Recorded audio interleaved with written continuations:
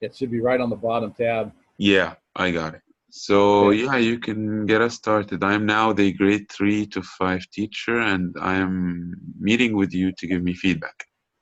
Okay. So, Abe, I was watching your classroom, and I don't know if you saw the John Schultz video, but he's in Asia somewhere. I think he's teaching an ELA class in China. But anyway, so you have no. The first thing I noticed is that you have no transition chime or bell for those kids, and at that age group, it's really um, functional and more efficient for your transitions to have a chime that you can use in multiple different ways. One, to call students forward to the carpet, and also to dismiss those students from the carpet without any verbal cues at all.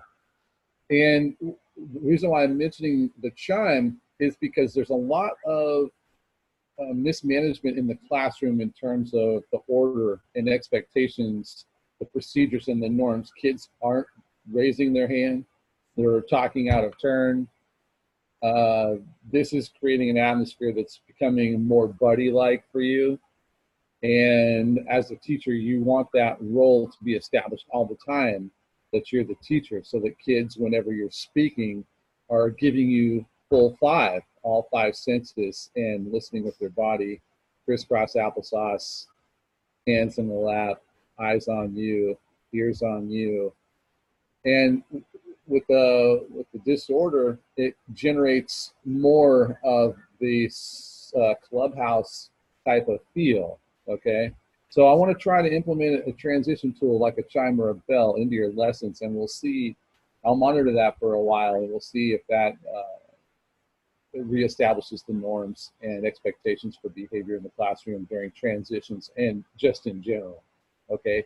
Another thing I really noticed was there wasn't a lot of collaboration that you allowed with your students. And collaboration time might be also feeding that fire of disorder, where students have things to say and they have things to share, but you're not allowing them the time to share those things, not just with you, but also with each other as the lesson progresses. So I noticed those two things right away. And the meat of what I see in terms of what could be improved in your lesson is with that. There's some things that I don't like about your style. That's not what I would do, but at the same time, you have to be you, and you have to be confident in yourself as a teacher and bring your own style to the front of the class. So the only thing I would probably throw in with that is I didn't really see a whole lot of teacher posture. It's more, there's a lot of body language that's just really unsteady. You're moving a lot. It's almost like you're just really anxious. And that kind of promotes an atmosphere with the student that they too should feel somewhat anxious. They're feeding off of your modeling. So the more that you can maintain a posture that is steady, controlled, smooth, precise, the more that they will continue to respond positively to that. And it should help your classroom atmosphere at the same time.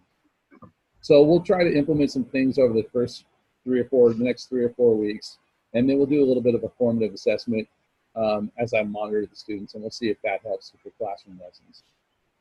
Okay, thank you very much. So yeah, I'll try to work on those transitions and see what's what from there.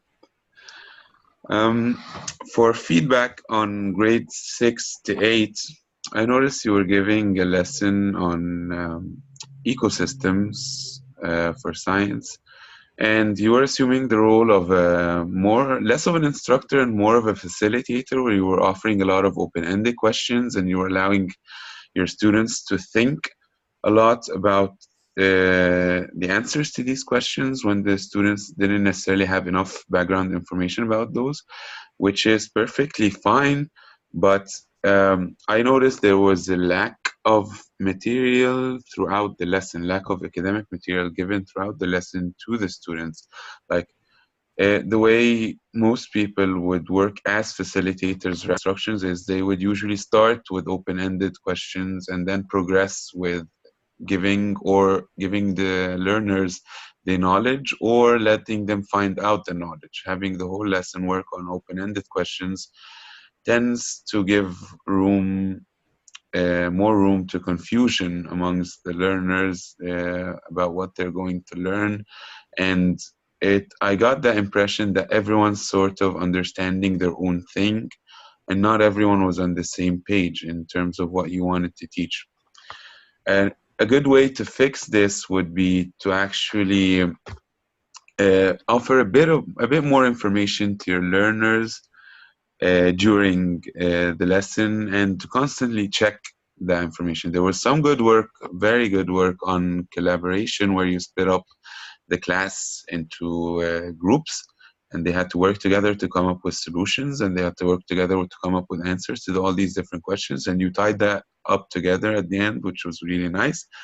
But at the same time, moving back and forth between working in groups and thinking about questions and let's say watching a video or you explaining a concept, the transition between these two activities was not set and clear. Of course, this is middle school. You can't work it like elementary, where you do a bell or you do a chime. It's not.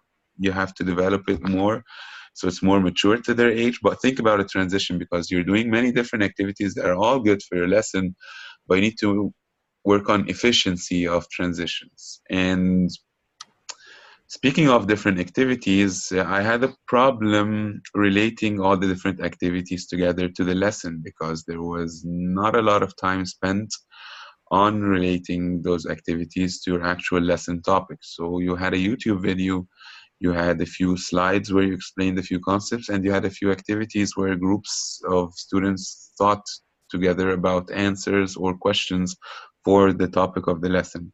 I would recommend you start tying that all together, or even have your students reflect on tying that all together. So yeah, between the activities, moving back and forth between them, all in all, just work on your transitions between the activities and tie your lesson together if you're going to split it up into different activities. And we'll have a look, see for the coming few weeks, and see what's going on from there.